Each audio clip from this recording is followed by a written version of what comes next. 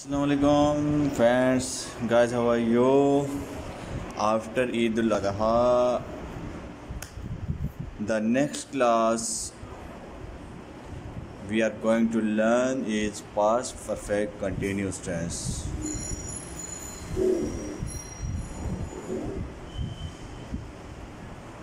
We learn the definition of past perfect continuous tense.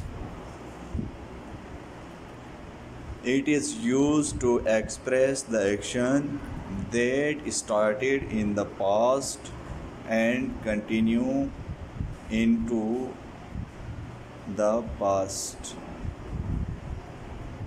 for some time. Past perfect continue वो tense है जो past में शुरू होता है और पास्ट में कंटिन्यू होता है और टाइम फ्रेम का रेफरेंस उसमें ज़रूर मौजूद होता है। इस टाइम से इस टाइम तक ये काम हो रहा था। That is called past perfect progressive tense. The structure of past perfect continuous or past perfect progressive tense is that subject plus had been is used as a helping verb plus base form of verb plus ing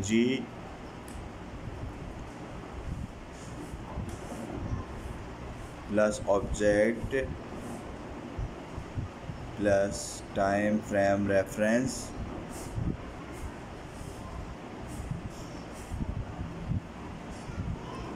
past perfect continuous के अंदर काम माजी में शुरू होता है और माजी में कुछ अरसे के लिए कंटिन्यू होता है और उसके अंदर वो टाइम फ्रेम मेंशन होता है, टाइम का रेफरेंस मेंशन होता है कि ये काम यहाँ से शुरू हुआ था और यहाँ तक कंटिन्यू हो रहा था।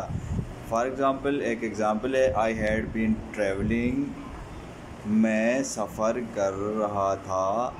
I is subject, had been is auxiliary verb, travelling base form of verb plus ing। Now let me clear the past perfect continuous tense with the help of some examples। past perfect continuous tense की definition से अगर कुछ चीज़ आपको clear नहीं हो रही है तो मैं उनकी कुछ एग्जांपल्स आपके सामने रख रहा हूँ। इंशाल्लाह उम्मीद है कि आपको पास्ट परफेक्ट प्रोग्रेसिव या पास्ट परफेक्ट कंटिन्यू टेंस बहुत अच्छे से समझ में आ जाएगा। For example number 1 is that He had been playing cricket for 2 hours। वो 2 घंटे से क्रिकेट खेल रहे थे। यहाँ पर टाइम फ्रेम भी मेंशन है, क्रिकेट कब से खेल रहे थे, 2 घंटे से। तो ये जब क्रिकेट खेलने का काम स्टार्ट कब से हुआ था, वो भी माजी में हुआ था और जो खेल रहे थे वो माजी में था। They had been writing assignments since 2 o'clock। Since का इस्तेमाल तब हुआ जब एग्जैक्टली टाइम फ्रेम मेंशन होता है कि 2 बजे से 2 तारीख से, जब इस तरीके की वो जो का टाइम का जो रेफरेंस बिल्कुल एग्जैक्ट मेंशन हो रहा है वहाँ पर हम सिंस का इस्तेमाल करते हैं। और जब ये सिंस और फार का कंसेप्ट मैं आपको पास्ट प्रेजेंट परफेक्ट कंटिन्यूस के अंदर भी मैं पढ़ा चुका हूँ। परफेक्ट कंटिन्यूस का जो कॉन्सेप्ट फार और सिंस के हवाले से वो बिल्कुल सेम है, लेकिन जो बात की जा रही है वो उसका टेंस चेंज हो जाता है, सिर्फ इतना सा फ़र्क है। Hussain had been doing homework for half an hour. Hussain 1 घंटे से होमवर्क कर रहा था। Shaan had been calling you since last 1 hour. Shaan आपको पिछले 1 घंटे से पुकार रहा है। सिंस का इस्तेमाल इस वजह से कि लास्ट 1 आवर, ये जो लास्ट आवर गुजरा है तो इस वजह से इसके साथ हमने सिंस का इस्तेमाल किया। Anam had been teaching